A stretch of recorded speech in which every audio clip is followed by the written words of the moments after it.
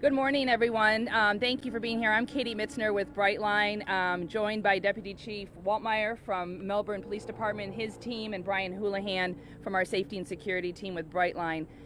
So we're here today, obviously here alongside the railroad tracks at the crossing here at New Haven, to talk about the ever important conversation about rail safety. We are going to begin service here at Brightline in just a couple of weeks, and before we do that, we are continuing the high-speed testing throughout the corridor between West Palm all the way up to Cocoa. This testing has been ongoing now for a number of months, and this week we will begin the high-speed testing in Brevard County, traveling all the way from Micco up to Cocoa and back.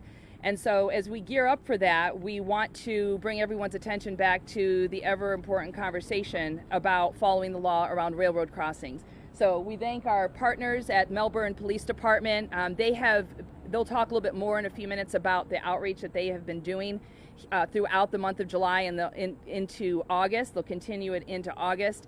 They are great partners and sharing this information. So as we stand here today and you look at the crossing work, we have made millions of dollars in safety improvements at all 50 of the railroad crossings throughout Brevard County. That includes new signals, new gate mechanisms, new pedestrian gates that you can see right here, new markings on the roadway. We've completely rebuilt the entire crossing and added a double track. So we've done all of the engineering improvements. But really what it comes down to is it comes down to human behavior. And it takes a Brightline train a mile to stop. Once you see a Brightline train coming, it's too late. You need to follow the laws at all times around railroad crossings and stay off the tracks. And so I'm going to go ahead and hand it over to Deputy Chief Waltmeyer to talk a little bit more about the outreach that they're doing here throughout the city of Melbourne to keep everyone safe. And then we'll go ahead and take some questions. Deputy Chief? Thanks, Kate. So good morning, everybody. The City of Melbourne and the Melbourne Police Department have partnered with Brightline, and we've really been engaged for well over a year anticipating the Brightline coming through the city.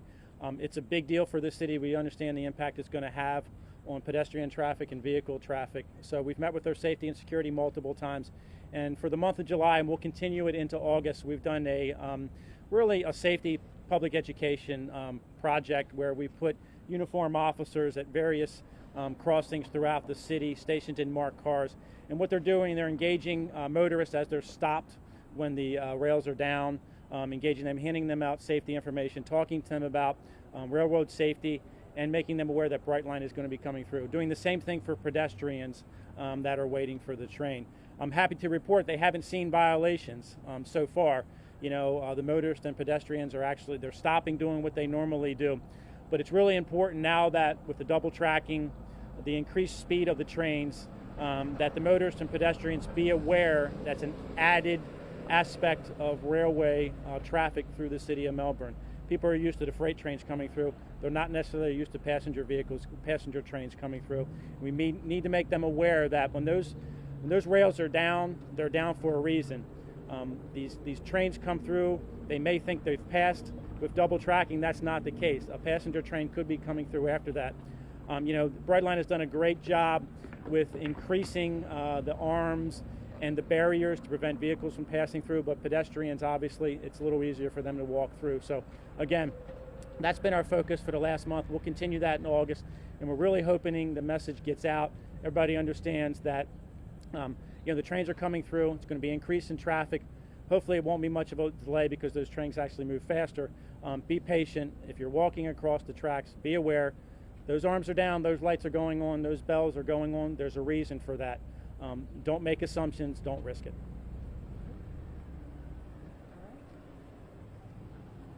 We'll go ahead and take questions. Everyone?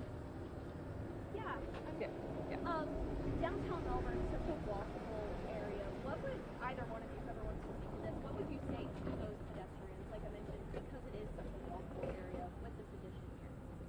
So one thing I'll say, and I'll hand it over to Deputy Chief. It's important for pedestrians, just with bicyclists and motorists, to look. We say look, listen, and live. And especially for pedestrians, if you have your AirPods in, take them out, listen, look. Obviously follow whatever you see in terms of the signals and the gates coming down, but just be aware that you're crossing an active railroad track at all times. And if you see tracks, you should think train, even at any time. Yeah, I would echo that. Is just listen first. You're going to hear the bells and watch. You're going to see the lights. You're going to see the arms come down, and then again, don't be distracted. If you're on your cell phone, you're looking down, looking at your cell phone. You hear a train, you hear a bell whistle. You need to look up because those trains are coming through. Also, only use the crossings. Don't take that shortcut. Don't walk up. Don't walk across the tracks where you're not going to get that warning. So again, it's just really awareness. We generally do see compliance, but with the increase of traffic, people need to be more vigilant. Do you think in the city of Melbourne, pedestrians are more at risk? I would say, it depends where. Certainly downtown where there's more pedestrian traffic, that's a bigger risk. Again, the Brightline has done a great job adding the safety barriers for the vehicles. It makes it difficult for a vehicle to go around these type of barriers. Pedestrians, but again, they take those shortcuts. That's where they put them in place. If they follow the rules, if they're aware and they follow the safety precautions, they follow the markings and obey the markings and the rules and the laws, they'll be safe. What will the speeds be in the city of Melbourne for the tracks? What will the speeds be? So the maximum speed throughout Brevard County will be 110 miles an hour. That's not a sustained speed, that's a maximum speed. So it'll be going anywhere from 60 on up to 110. Throughout downtown Melbourne, we're looking somewhere in the 70 to 80 range. Obviously, we're right here by a bridge, so there'll be some slowdown there. But regardless of the speed of a train, the train is coming, it's coming fast. You need to make sure that you're, keeping your eyes and ears open at all time. And to the chief's point, in the crossings where we will be traveling faster than 79 miles an hour, we will have quad gates or medians in place. So what that means, at Strawbridge, you'll see there's a median that makes it difficult for vehicles to go around the gates. At other crossings, we'll have quad gates, which again makes it difficult, if not impossible, for a vehicle to go around. But again, if a pedestrian or bicyclist wants to try to circumvent that, that's where, they need to be paying attention and realize it's an active railroad corridor.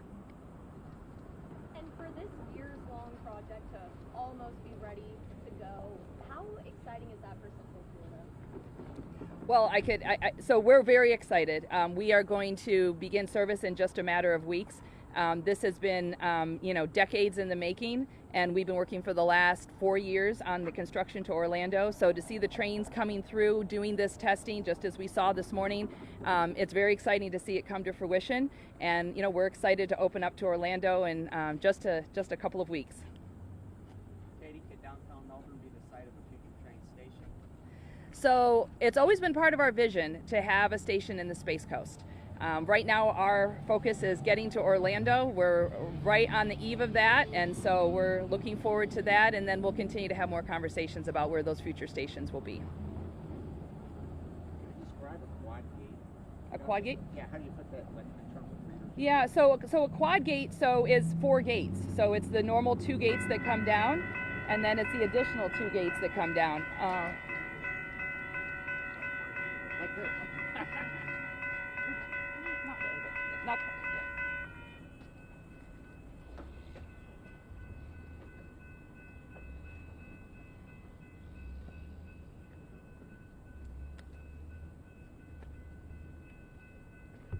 You have a little button, don't you? Calls trains, calls quads. Yeah, I don't think there's a train coming because the flaggers didn't get up. Nobody wants to talk Kate. I don't. Got upstage by. I don't think the flaggers aren't getting up. So. Is Johnny Cash coming?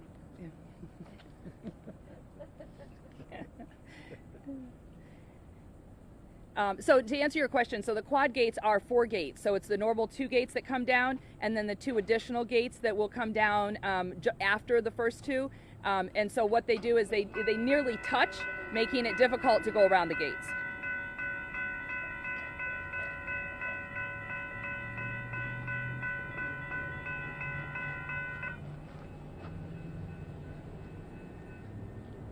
I think we spoke before, but speaking about how fast they're going to be coming through, can you kind of give us an idea of how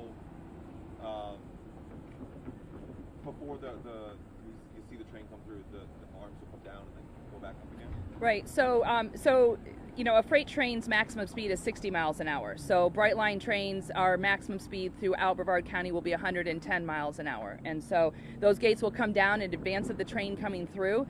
So there will be proper warning. That's what we're testing right now as we do this high-speed testing, as we test these crossings, which is why we have flaggers at all of the crossings throughout the corridor. So as we test those, then, you know, folks will be able to see those gates will come down.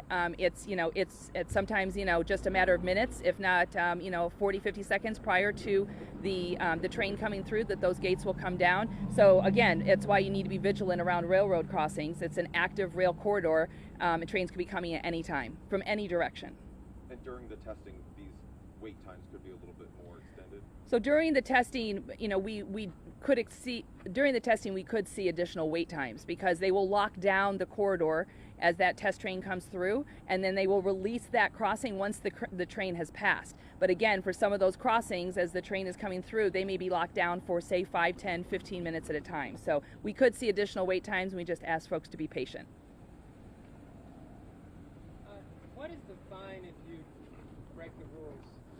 So for a vehicle, if you don't obey the signage, it's $209 fine with 3 points on your driver's license, or could be 3 points. And then for a pedestrian, it's $67 would be the fine for a pedestrian violation.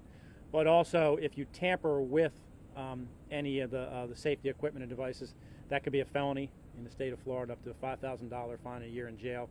And then also trespassing. So again, we talked about pedestrians obeying the signage. We also want pedestrians, don't walk across through or along the lines, parallel to the lines in areas that may not be a crossing.